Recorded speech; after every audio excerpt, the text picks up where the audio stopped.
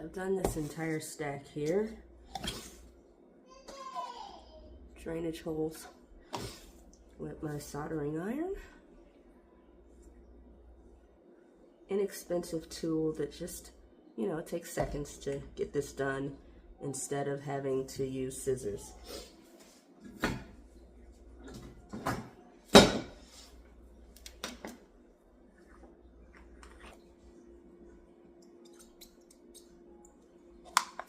Hibiscus roselle, I like this weight. Okay.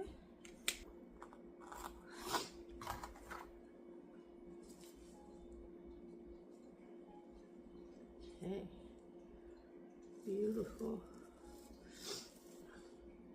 Actually want that to be in there a little further down.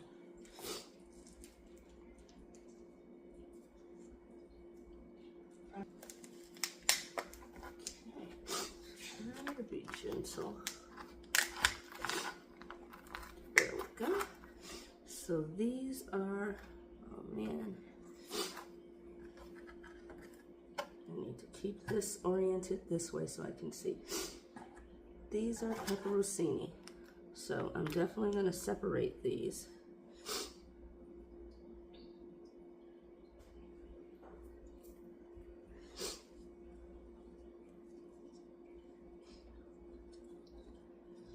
Even there.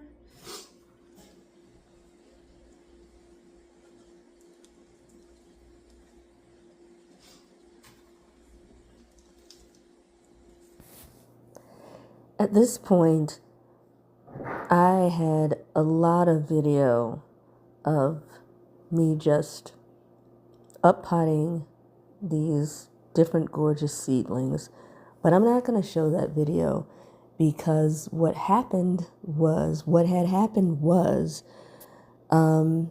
it wasn't a good mix. It wasn't a good soil mix.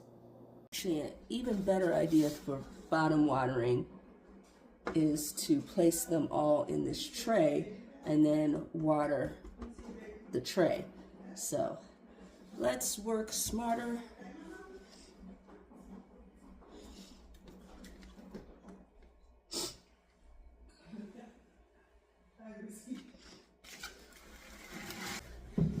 Okay, we are up potting our seedlings today.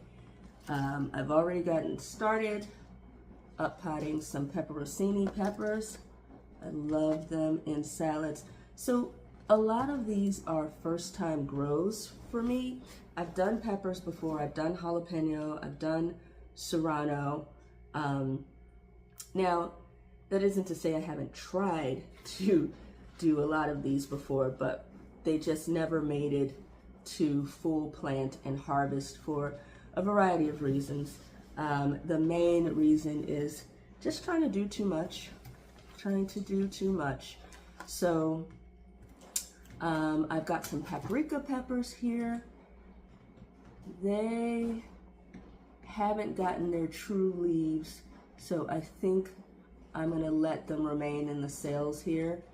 And I've got my mini bells did not come up in these two cells, but I do have, wow, my chile de arbol peppers in this cell. This is, wow, this is pretty mature, this plant here. So I do love chile de arbol. It's a spicy pepper and I use it to make chile de arbol sauce. You're not supposed to grab by the stem, but I was being very, very gentle. And sometimes there just isn't another way. So I'm gonna separate these out. These are all pretty healthy looking seedlings. And a reminder, these are my serrano. So I'll separate those out. Don't forget to label your cups. So I just used the soldering iron to go through all these cups in a matter of seconds.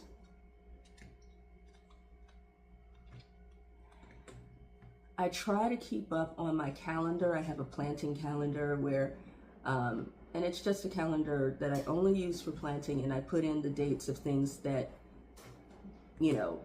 task or milestones for the plants. I'm always forgetting to update that calendar, so one of the sort of secondary methods of record keeping that I use is to put it on the actual plant. So these seeds were started February 7th, so I put that on here, and I'm up potting February 28th.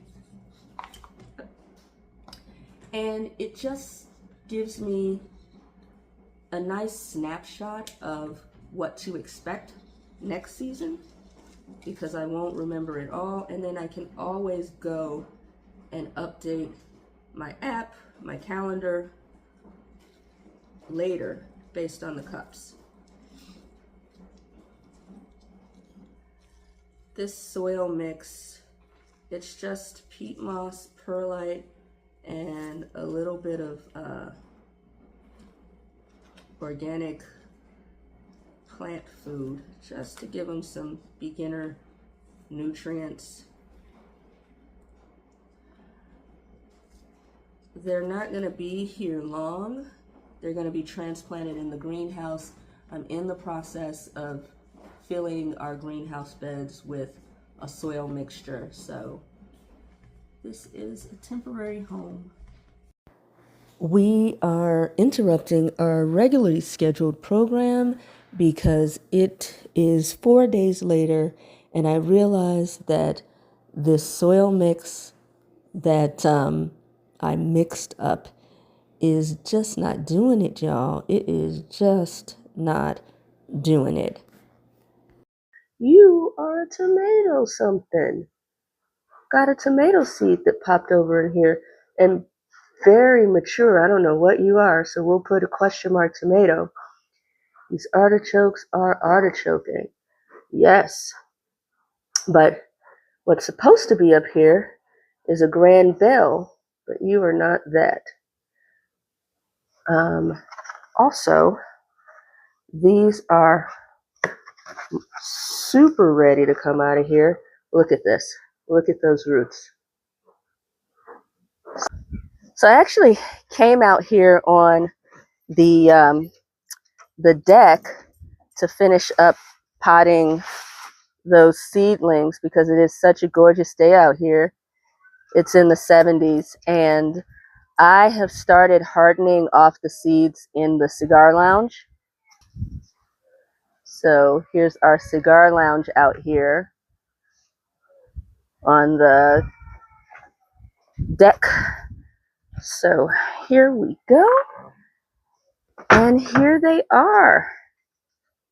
Now we still have, I don't know, we've got a 50 cell flat that I started, I don't know, maybe a couple of weeks ago that has our watermelon and our beans and a bunch of other stuff in there. So this is just kind of our first and second batch of seeds that we started. So the mature ones are up here. These ones were all started in January, mid to late January. So we have our tree collards, we've got our creeping thyme, we've got cucumbers, and we've got our tomatoes and a moringa. And then down here, these were seeds that were started in early and late February. So we've got all of our peppers, which were started February 7th. And then we've got a second batch of, what did I start? February 20th. Our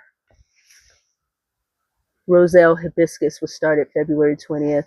We've got a couple of artichokes, lots of peppers, jalapeno, chile de herbol, pepperoncini, serrano, cayenne. None of my bell peppers germinated. So I might have to go back and just do something specific. My bell peppers didn't germinate and my tomatillos didn't germinate. So I might have to just start those.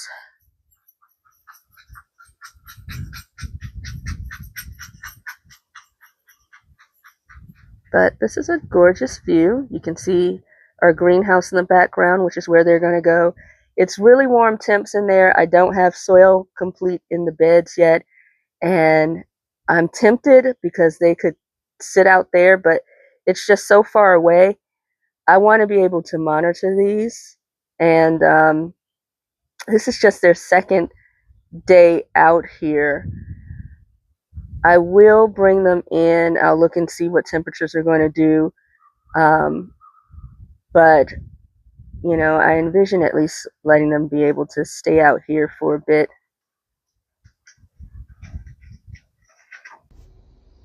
I didn't think the overwinter sowing in the milk jugs was working for me.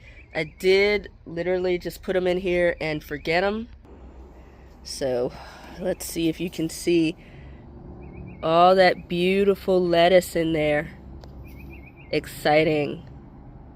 I need to transplant these to indoor hydroponics. These are some great seedlings.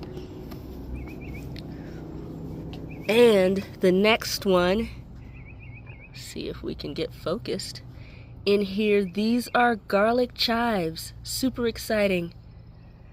And you can't really see too much in here. You see a little bit of green. This is lavender. So I'm really excited about that. Yay! Okay, everybody, I just wanted a moment of transparency to show y'all what I'm doing. I was not happy with the soil mixture that I put together when I was uppotting all of my plants. So I'm redoing it. I went and I got some garden soil. Let me show y'all down here. So just so you can see. So I'm gonna move this mixture out the way to give you an idea of what I was dealing with. So here's a poblano, and I don't know if you can see how dry it is. The water just isn't able to penetrate. It's really just a lot of peat moss and perlite. So if you look, you can see it just keeps drying out. If you can see how dry this is, and this is like I've been watering every day, it's just not penetrating by comparison what you see here. So all I'm doing is, you know, mixing this in with some potting soil that I purchased. So I'm not wasting any of this peat and perlite, because that's pretty pricey. Mixing it in. It's peat and perlite, and then I added some organic plant food. So really what I'm just kind of looking at is the color and the moisture level on it.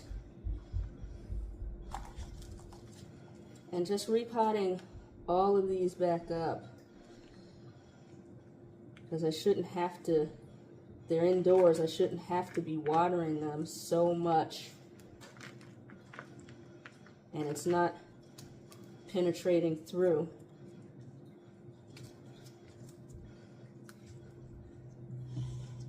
So let's see if, show you the difference here. This one looking happier, and I still have to do this poblano.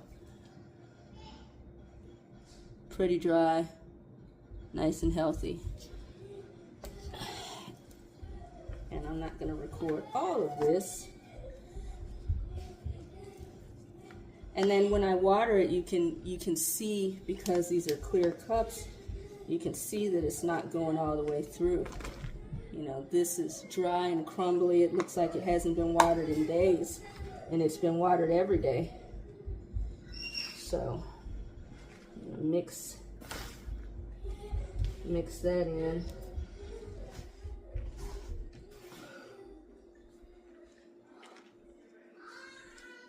I want to make sure I get it out of the bottom of the cup too, because it'll plug up that hole, the drainage hole.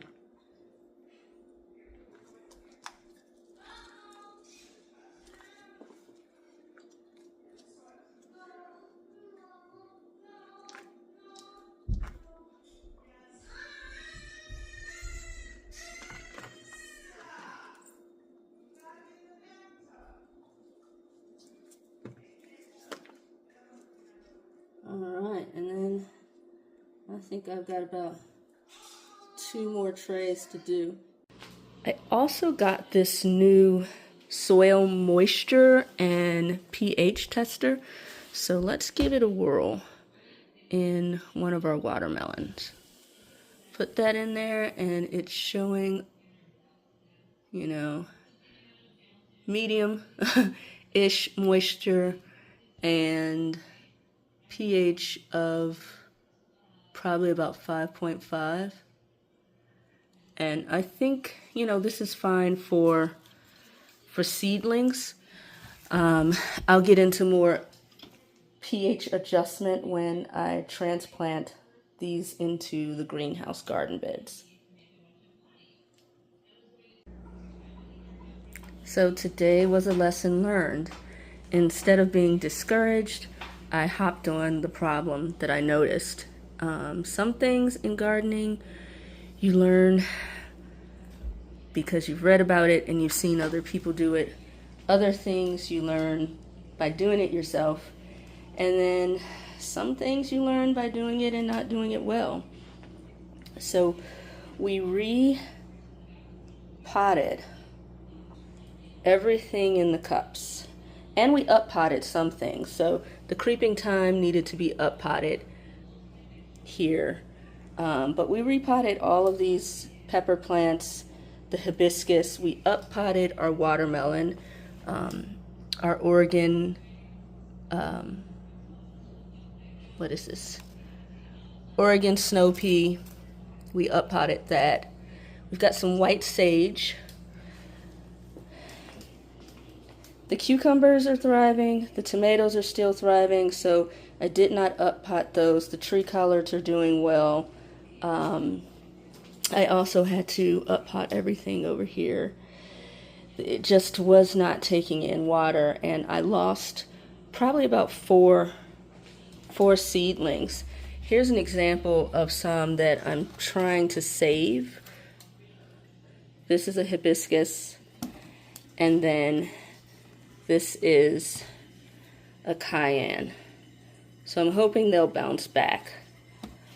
But I do have a lot of hibiscus that are still thriving, and I've got quite a bit of cayenne as well. So hopefully we're able to save these before we saw any more damage from it not being able to absorb the water. This looks like, it looks and it feels like a better soil mixture. And now I know what it looks and feels like.